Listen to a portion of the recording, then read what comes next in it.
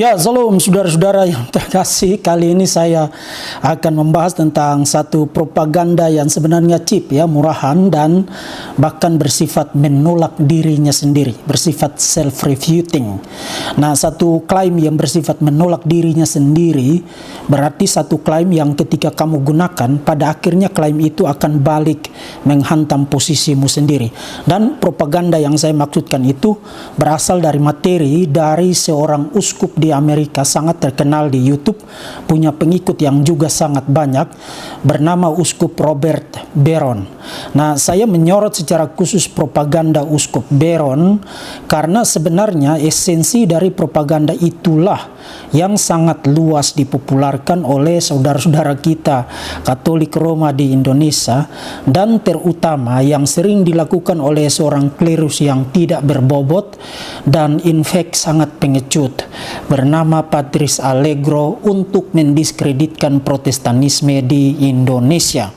Nah, saya akan tampilkan, tentu saja akan tampilkan cuplikan video dari Uskup Barron maupun Allegro, but kembali kepada yang tadi saya katakan, saya sebut Allegro itu tidak berpendidikan dan pengecut.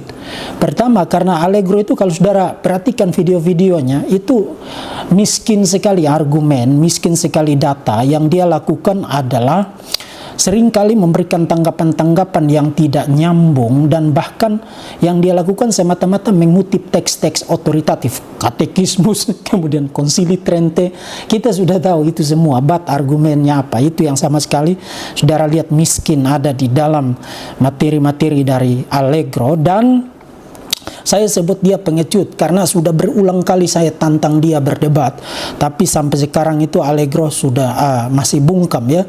Dan karena itu saya satu kali lagi sisipkan tantangan itu di sini dan sekarang. Mas Allegro, kalau tingkat keberanianmu sudah mulai agak sedikit meningkat, tolong segera memberikan jawaban untuk ada di dalam perdebatan formal melawan saya. Dan kalau you sudah oke itu, tinggal kita tentukan topiknya, formatnya, kemudian medianya, moderator, macam-macam, kemudian ayo kita main. Nah, saudara, kembali kepada poin tadi.